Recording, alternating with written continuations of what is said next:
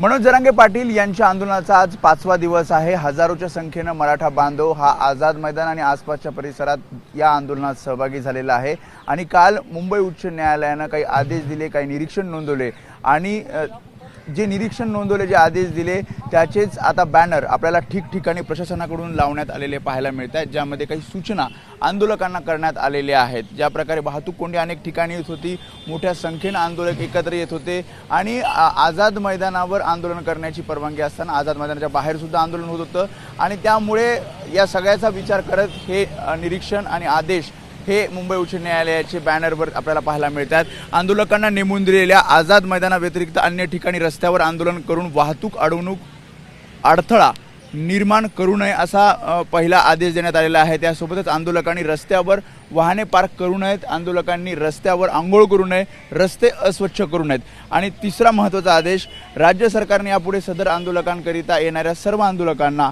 मुंबई शहरात येण्यापासून रोखण्यासाठी योग्य ती उपाययोजना करावी, अशा प्रकारचा हा तिसरा आदेश देण्यात आलेला आहे।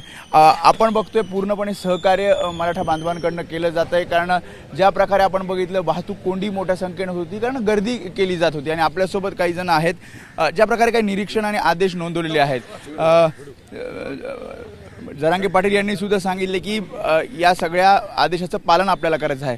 कशा प्रकारे आता सहकार्य केले जाते? निश्चित आमचे सर्व मराठा बांधव हे सर्व नियम अटी घालून आम्ही वाहनं आमची पार्किंगला नेऊ। कुठलाही शासनाच्या विरोधात आम्ही पाऊल कुठलाही मराठा आंदोलक आमचा उचलणार नाही आणि जरांगे पाटील जे आदेश देतील ते आम्हाला सर्वांना मान्य असेल। तुम्ही कुठून आलात?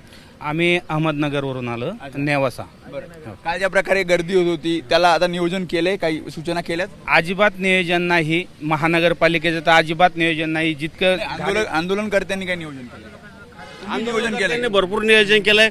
सगळ्याला पाणी भरपूर आहे, नाश्ता भरपूर आहे, जेवण भरपूर आहे। इथं कशीच अडचण येणार नाही मराठी बांधवांना, का अजिबात अडचण येणार नाही। आणि आमच्या गावाकडून भरपूर गाड्या घेऊन राहिल्यात मटेरियल घेऊन, चिवडा आणतंय कोणी, कोणी लाडू आणतंय, कोणी पेरू आणतंय, केळं। परंतु आमच्या आंदोलकांनी गावाकडून जी काय अन्न पाणी आणायला लागलेले आहेत त्या गाड्या त्यांनी रोखलेल्या आहेत आणि आता मोकळे करतात ना रस्ते बऱ्यापैकी। तुम्ही पण सहकार्य? आमच्या गाड्या तिकडून येणाऱ्या गाड्या, जी अन्नधान्य घेऊन येणाऱ्या गाड्या आहेत त्या रोखलेल्या आहेत आणि या गाड्या पण काढायला लागलेल्या आहेत। ज्या ग्राउंडवर नेलं जातंय त्या ग्राउंडवर नेवाऱ्याची सोय नाही, आमच्या गाड्या लावायला तिथं जागा नाही। ग्राउंड पूर्ण सांगितले की रस्ते मोकळे करावेत, रस्ते मोकळे करावे। रस्ते मोकळे आम्ही 100% करू, परंतु आमची त्यांनी सोय केली तर करू ना, नाहीतर आम्ही कुठं आलाय? भेंडा भेंडा म्हणजे नेवासा बुद्रुकचा आहे आमचा। तू पण आंदोलनात आलाय?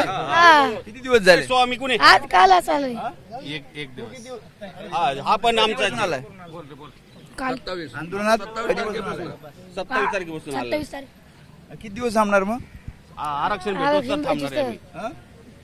बोल ना। कोण आलंय? काका, बाबा?